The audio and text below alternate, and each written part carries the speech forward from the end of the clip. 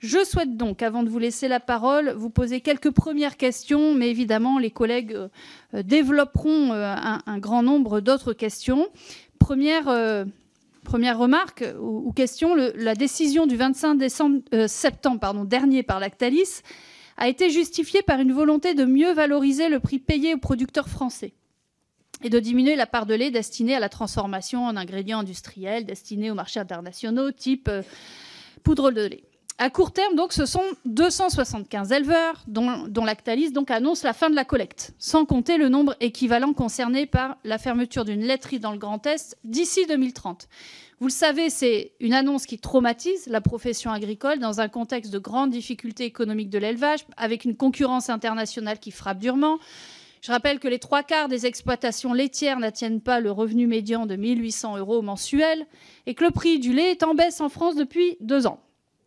Alors, la première des questions, c'est comment vous expliquez le choix des éleveurs. Comment vous avez choisi, en fait, les éleveurs qui aujourd'hui se voient rompre leur contrat?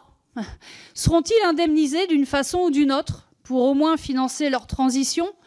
Par exemple, acheter des parts sociales et pouvoir entrer dans une coopérative. Comment les suivants aussi, ceux qui auront leur contrat rompu dans les prochaines années, se verront-ils informés et quand?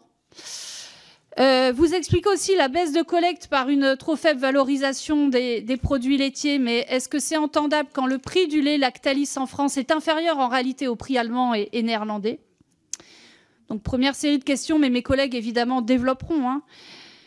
Votre décision aussi de baisser la collecte de lait français amène à des questions plus vastes sur la stratégie. Quelle vision vous avez pour vos activités en France quand vous réduisez la collecte de près de 10%, que vous importez une part croissante de fromage, par exemple, produit à l'étranger, et que vos acquisitions hors France laissent penser que vous voulez produire directement sur les marchés de consommation? Est-ce qu'il n'y a pas là, en tout cas c'est ce qu'on peut entendre ici et là, une forme de délocalisation programmée de la production en France, hors de France donc?